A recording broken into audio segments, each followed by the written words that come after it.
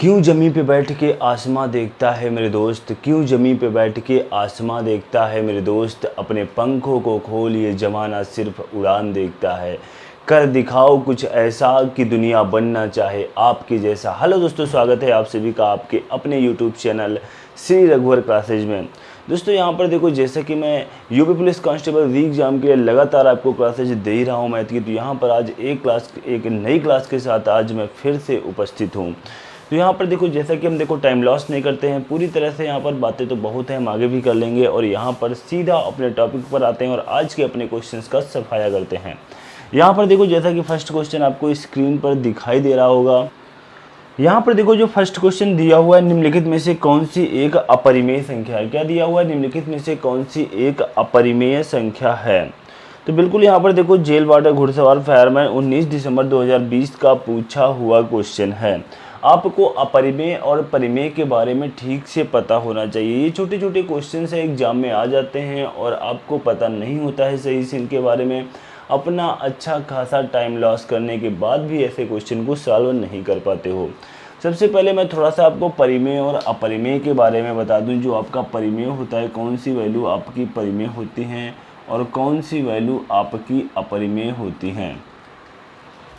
तो जो आपकी परिमेय संख्या होती हैं वो आपकी कौन सी होती हैं, जिन्हें हम P/Q के रूप में लिख सकें। जिन्हें हम P/Q के रूप में लिख सकें वो कैसी संख्या होती हैं? परिमेय संख्या होती हैं। और यहाँ पर एक कंडीशन और भी लागू होती है, जो आपका ये Q है कभी भी 0 के बराबर नहीं होना चाहिए। इसके बाद P और कामा जो आपके ये Q हैं, P और Q ये दोनों क्या होने चाहिए? एक इंटीजर होने चाहिए। इंटीजर मतलब मेरे दोस्त ये एक पूर्णांक होने चाहिए। क्या होने चाहिए? एक पूर्णांक होने चाहिए। ये तीनों कंडीशंस आपको परिमेय संख्या के बारे में पता होनी चाहिए। और यहाँ पर थोड़ा सा अपरिमेय के बारे में, बस आपको परिमेय पता है तो अपरिमेय के बारे में ज़्यादा कुछ सोचना ही नहीं है।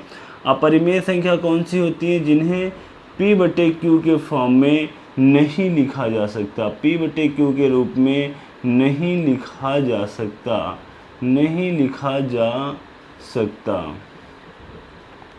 अब जरा यहाँ पर हम देख लेते हैं जो हमारा क्वेश्चंस दिया हुआ है। तो क्वेश्चन में हमसे क्या पूछा जा रहा है। क्वेश्चन में यहाँ पर देखो हमसे पूछा गया है, ऑप्शन नंबर ए देखो दिया हुआ है √12/√3। अगर हम √12/√3 को अगर हम देखें तो इसको हम 12/3 भी तो लिख सकते हैं रूट के अंदर। क्या इसमें कोई प्रॉब्लम है? 3 चक्को 12 आ जाएगा तो रूट के अंदर कितना आ जाएगा? 4 आ जाएगा। इसका मतलब इसे हम 2 लिख सकते हैं। तो बिल्कुल यह देखो क्या है, एक इंटीजर है, एक पूर्णांक है। अगर 2 के नीचे हम 1 लगा दें तो यहाँ पर दोनों वैल्यू क्या है? पूर्णांक हैं। तो बिल्कुल P/Q के रूप में भी देखो ये वैल्यू लिख गई और यहाँ पर 2 भी आपका एक इंटीजर हो गया, 1 भी आपका एक इंटीजर हो गया, मतलब कि पूर्णांक है। तो बिल्कुल यह संख्या कैसी है? परिमेय संख्या है। लेकिन आपसे पूछा क्या जा रहा है? अपरिमेय संख्या पूछी जा रही है। क्या पूछी जा रही है? अपरिमेय संख्या पूछी जा रही है। तो यहाँ पर देखो, जो नेक्स्ट वैल्यू है आपकी √4/√25। √4/25 को आप 2/5 लिख सकते हो। तो यह भी देखो क्या है? एक पूर्णांक है, यह भी एक पूर्णांक है और P/Q के रूप में भी लिखा है। तो बिल्कुल ये भी एक परिमेय संख्या है। इसके बाद नेक्स्ट पॉइंट आपका यहाँ पर नेक्स्ट ऑप्शन दिया हुआ है √20/√4। अगर मेरे दोस्त मैं आपसे कहूँ √20/√4 को हम क्या लिख सकते हैं? √20/4 भी तो लिख सकते हो। यहाँ पर क्या हो जाएगा? 4 पंचे कितना हो जाएगा? 20 हो जाएगा। 4 पंचे 20 मतलब कि यहाँ पर आएगा √5। कितना आएगा? √5। अगर √5 का हम मान निकालें तो 2.236 आएगा, मतलब कि यह एक पूर्णांक नहीं आ रहा है। पूर्णांक इंटीजर के बारे में एक बात मैं आपको, जैसा कि देखो अर्थ से ही प्रतीत होता है। पूर्णांक मतलब क्या होता है? पूर्णांक मतलब कि पूरा अंक। पूर्णांक मतलब कि पूरा अंक। अब यहाँ पर देखो, ये कोई आपका पूरा अंक थोड़ी ना आ रहा है। अगर इसका आप मान निकालोगे तो 2.236 दशमलव में चला जाएगा, तो ये एक पूरा अंक मतलब पूर्णांक नहीं है। तो इसलिए यही क्या हो जाएगा, ऑप्शन आपका राइट आंसर हो जाएगा। और यह एक अपरिमेय संख्या है। कैसी संख्या है? अपरिमेय संख्या है।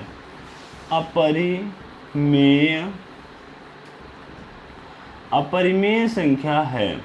अगर इसके बाद हम चेक करें तो ऑप्शन नंबर डी को भी चेक कर सकते हैं। यहाँ पर देखो √63 बटे कितना दिया हुआ है, √28 दिया हुआ है।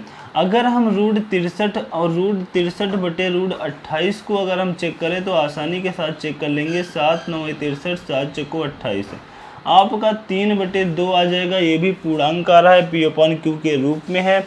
तो बिल्कुल यह परिमेय संख्या है। तो हमारा जो राइट आंसर होगा ऑप्शन नंबर सी ही क्या हो जाएगा, आपका राइट आंसर हो जाएगा √20/4। इसके बाद देखते हैं अपना नेक्स्ट क्वेश्चन। यहाँ पर देखो जैसा कि नेक्स्ट क्वेश्चन दिया गया है, दिए गए विकल्पों में से परिमेय संख्या चुनिए। यहाँ पर देखो जो भी यार क्वेश्चन है बिल्कुल आपके एग्जाम में पूछे हुए क्वेश्चन है। ऐसा नहीं ये क्वेश्चन कहीं से भी उठा करके आपको करा दिए जा रहे हैं। जैसे कि यहाँ पर देखो ऑप्शन नंबर ए दिया हुआ है ई, आपसे पूछा क्या जा रहा है, दिए गए विकल्पों में परिमेय संख्या चुनिए। तो परिमेय संख्या की कंडीशन आपको पता ही है, क्या मैंने अभी बताया आपको, P/Q के फॉर्म में लिखा जा सके। जो आपका यह Q है ये नॉट इक्वल टू 0, कभी भी 0 के बराबर ये वैल्यू नहीं होनी चाहिए। इसके बाद P और Q जो दोनों वैल्यू हैं एक इंटीजर होनी चाहिए, मतलब कि एक यह पूर्णांक होनी चाहिए। इतनी कंडीशंस आपको पता होनी चाहिए। तो परिमेय संख्या है आपसे पूछा जा रहा है। देखो अधिकतर बच्चों का क्वेश्चन यहाँ पर गलत होता है। जैसे कि ऑप्शन नंबर ए आपका दिया हुआ है ई, यह तो परिमेय संख्या है नहीं। इसके बाद ऑप्शन नंबर बी दिया हुआ है पाई। अगर हम पाई का मान यहाँ पर निकालते हैं 22/7, 22/7 आप कहोगे सर ये दोनों पूर्णांक भी हैं, P और Q, और P/Q के रूप में लिखा हुआ है, तो यह संख्या परिमेय संख्या है। तो गलत बात है। यह संख्या कैसी है? अपरिमेय संख्या है। अपरिमेय संख्या है। अब कहोगे यह अपरिमेय कैसे है? अपरिमेय इसलिए है क्योंकि 22/7 पाई का मान ये रूप दे दिया गया है। ओरिजिनल मान देखें तो 22/7 पाई का मान है ही नहीं। पाई का मान 22/7 है ही नहीं। 3.14 करके कुछ 3.14 इसका पाई का मान होता है। लेकिन हमें यहाँ पर अप्रॉक्सीमेट सॉल्व करने के लिए यहाँ पर हम 22/7 का प्रयोग कर लेते हैं। अगर सही मान देखें तो 3.14 का ही हमें प्रयोग करना चाहिए। इसलिए यहाँ पर यह एक परिमेय संख्या नहीं कही जाती है, अपरिमेय संख्या है। इसके बाद देखो जो नेक्स्ट ऑप्शन दिया हुआ है, ऑप्शन नंबर सी दिया हुआ है √3। √3 तो वाकई में देखो यह एक अपने आप में पूर्णांक है ही नहीं। √3 ये पूर्णांक कहाँ है? पूर्णांक नहीं है। तो यह एक कैसी संख्या है? अपरिमेय संख्या है। आपसे पूछी क्या जा रही है? परिमेय संख्या। ऑप्शन नंबर डी देखो दिया हुआ है √64। √64 का मान कितना होगा? 8 होगा। 8 के नीचे 1 लगा सकते हैं। दोनों क्या हैं? पूर्णांक हैं, P/Q के रूप में लिखे हुए हैं। तो ये क्या हो जाएंगे? परिमेय संख्या। तो ऑप्शन नंबर डी मेरे दोस्त क्या हो जाएगा? आपका राइट आंसर हो जाएगा। इसके बाद देखते हैं अपना नेक्स्ट क्वेश्चन। दोस्तों यहाँ पर देखो नेक्स्ट क्वेश्चन कराने से पहले आपको मैं अपने चैनल के बारे में थोड़ी सी अपडेट दे दूँ। दोस्तों मेरे चैनल सी जगुअर क्लासेज में आपको यहाँ पर मैथ और रीजनिंग की वो प्रॉपर क्लासेज मिलने वाली है। आप किसी भी एग्जाम की तैयारी कर रहे हैं, SSC CGL से लेकर के कैट लेवल, यहाँ पर मैथ आप उस तरीके से आपको मैथ और रीजनिंग पढ़ाई जाएगी जो बिल्कुल आप पेड कोर्स में यार हज़ारों रुपए दे करके वो कंटेंट आप पा रहे हो, उससे बेहतर और लाजवाब कंटेंट यहाँ पर मैं आपको बिल्कुल फ्री ऑफ कॉस्ट दूंगा, बिल्कुल यूट्यूब पर ही दूंगा। जैसे कि देखो यहाँ पर नेक्स्ट क्वेश्चन दिया हुआ है 729 की पावर 149। 729 की पावर कितना दिया हुआ है? 149 दिया हुआ है। 729 की पावर 149 दिया हुआ है। यहाँ पर आपसे पूछा जा रहा है यूनिट डिजिट मतलब कि इकाई अंक बताइए। अब देखो यहाँ पर मैंने यूनिट डिजिट पूरी तरह से अच्छी तरह से बिल्कुल बेसिक से पढ़ा रखा है। अगर आप लोगों ने मेरी पीछे की क्लासेज नहीं देखी है तो मेरी काफ़ी क्लासेस पढ़ी है यूनिट डिजिट के बारे में, आप देख सकते हो। देखो जहाँ पर भी लास्ट में क्या है? 9 हो। क्या हो? 9 हो। 9 के लिए मैंने रूल क्या बताया था? अगर यह एक इवन नंबर है, कैसा है? इवन नंबर है, मतलब कि यह एक सम संख्या है। पावर अगर 9 की पावर क्या है, सम संख्या है, और 9 की पावर क्या है, ऑड नंबर मतलब कि विषम संख्या। बस दो ही नियम थे। क्या थे? दो ही नियम थे। अगर यहाँ पर 9 की पावर आपको विषम दिखा जाए तो यूनिट डिजिट 9 की पावर, जहाँ पर लास्ट में 9 हो, कितनी भी बड़ी आपकी वैल्यू हो, लास्ट में यूनिट डिजिट के क्वेश्चन में बस लास्ट हमें देखना होता है। तो यहाँ पर लास्ट में क्या दिया हुआ है, 9 दिया हुआ है। अब इसकी पावर कितनी ही बड़ी क्यों ना हो, हमें क्या देखनी है, इवन है या ऑड है। तो यहाँ पर देखो ऑड है। अगर यहाँ पर ऑड है तो जो आपका यूनिट डिजिट आएगा वो 9 ही आ जाएगा। अगर इवन है तो यूनिट डिजिट कितना आ जाएगा, 1 आ जाएगा। यहाँ देखो रट्टा मारने की आवश्यकता नहीं है। अगर यहाँ पर आपको थोड़ी सी प्रॉब्लम हो रही है, सर हम सम में 1 कैसे याद रखेंगे, ऑड में 9 कैसे, यार अगर पावर ऑड आ जाए तो बस इतना ध्यान रखना है, यही वाला 9 यूनिट डिजिट हो जाएगा। अगर इवन आ जाए, अब यही वाला 9 यूनिट डिजिट क्यों हो जाता है, ऑड का मतलब अपने मन में मान लो हम 9 की पावर 1 मानने हैं, तो आपका यूनिट डिजिट कितना आ जाएगा, 9 आ जाएगा। इवन का मतलब अपने मन में मान लें हम 9 की पावर 2 मान रहे हैं, तो 9 9 81, 81 का कितना हो जाएगा, 1 हो जाएगा। इस तरीके से आप बिना रट्टा मारे याद कर सकते हो। बाकी तो यहाँ पर आपको रट्टा तो मराया ही जाता है, लेकिन मैंने रट्टा मार करके आपको नहीं बताया। ये कंसेप्ट अगर आप याद रखोगे तो बिल्कुल ये कभी भूलने वाले नहीं हो। ऑड में तुरंत 9 की पावर 1 मान लो, इवन में 9 की पावर तुरंत 2 मान लो। तो बिल्कुल यहाँ पर देखो जो आपका राइट आंसर हो जाएगा। अब यहाँ पर जो पावर दी हुई है वो कैसी दी हुई है, ऑड दी हुई है। ऑड दी हुई है तो यहाँ पर जो यूनिट डिजिट आपका हो जाएगा 9 हो जाएगा। कितना हो जाएगा मेरे दोस्त, 9 आपका क्या हो जाएगा, राइट आंसर हो जाएगा। आपका क्या हो जाएगा, राइट आंसर हो जाएगा।